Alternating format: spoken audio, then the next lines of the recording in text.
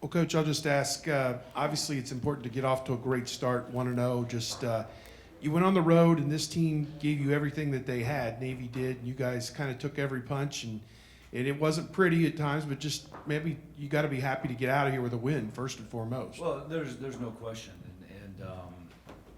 And I think just from the standpoint of the plays we had to make down the stretch, and I don't know, got it up to 15 or 16 or 17, whatever the lead was. But when you're playing a team like Navy, they got a lot of guys out there to shoot the ball, and half their shots tonight were threes. I thought we did a pretty decent job. The biggest thing at halftime was to attempt to quit fouling as much, and then finishing the plays out, because the shot clock was brought in quite a bit, and we turned our head, we fell asleep a couple times, but I was very pleased with how we finished the game out. Now, obviously 17 turnovers is unacceptable in terms of guys trying to catch with one hand, a one-hand pass here and there. Those are things that we've got to get corrected. That you get obviously all the good shooting from Cam, but Trevor comes in and gets 3 buckets and gets fouled. CJ gives you some energy. Are you happy to see that the bench can? Absolutely. I think that that's a great thing for this basketball team. I think for a guy like Micah Potter, his first college basketball game on the road down here, he's going to continue to bring. I think having Trevor come in and do the things that he did, finishing around the basket, block some shots to get going. We just got to keep him focused in late game. He fouls 94 feet from the basket with 28 seconds on the clock or whatever. As I told him, I said that those things just can't happen. So hopefully we can keep building off this. CJ obviously had 9 assists and made some free throws down the stretch. What was the reason you stayed with him, and why Jaquan didn't see the floor in the second half, really? CJ just went out there, and Quan was really, really struggling on the defensive end of the floor, and he was trying to make some home run plays, and CJ just kept the ball moving. And with the matchup they were playing, as we were telling our guys, the best friend we had was ball movement. We wanted to force them into rotations. We wanted to force them into long closeouts, and when you can't do that when the ball is being held.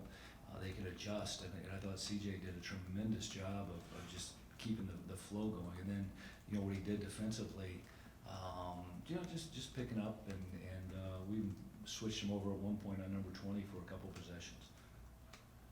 That I know you want to stick with a guy who gives you the best chance to win in the second half, but for a player like Jaquan, of whom a lot's expected, and he was a starter last year and this year, for him to play 2.5 minutes in the second half, I'm just wondering how you handle that.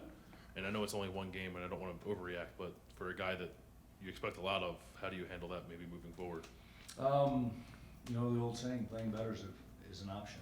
And obviously we need him to, Jaquan, to play his best basketball. And I think from the standpoint of tonight, what we needed, CJ was able to get that going for us. I got no question he can bounce back. He's a tremendous player, and but you gotta play better.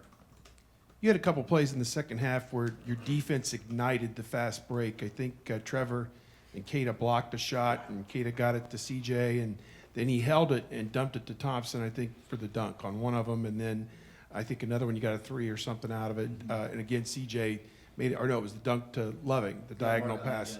Just those 2 plays, it starts with a block shot or a contested shot, rebound, outlet, and you get, a great shot out of it. Just we didn't see that a lot last year in terms of the push and all that. Yeah, I think that's something that we're continuing to try to get our guys to understand. If we trust the system on defense, with some of the length that we have, with some of the athleticism we have, we think that we can generate some points off of that, and that's something this team is going to need as we continue to move forward. If you can couple that with taking better care of the basketball, you're going to be a lot more efficient offensively. That Ed said that preparing for you, he wanted to make you beat them from the outside, and he said obviously Cam did that. How prepared do you think this team is when teams want to do that, aside from Cam, to combat that? If teams want to pack the paint, make you shoot outside, how prepared do you think you guys are for that? You know, knock on wood, we've shot the ball well, up to this point of the season. Media practice? In practice and, you know, even last Sunday, I thought we shot it pretty well, but as and Cam said it, I mean, I thought we took some really good shots, open shots, and, you know, every time we moved the basketball, good things happened for us, and it was amazing the shots we were getting there. Keita kind of kept you guys going in the first half with the scoring and on the glass as well. Have you been like pleading with him to be more aggressive on the offensive end? It seems like the more aggressive he is, the better you guys are on both ends of the floor. Absolutely, I think that is one of the, you know, battle cries for Keita, of, you know, playing with that element of toughness and you know, I tell him all the time, don't be afraid to clench your teeth every now and then, because good things happen when it, you know, when you're playing it that way. Anything else?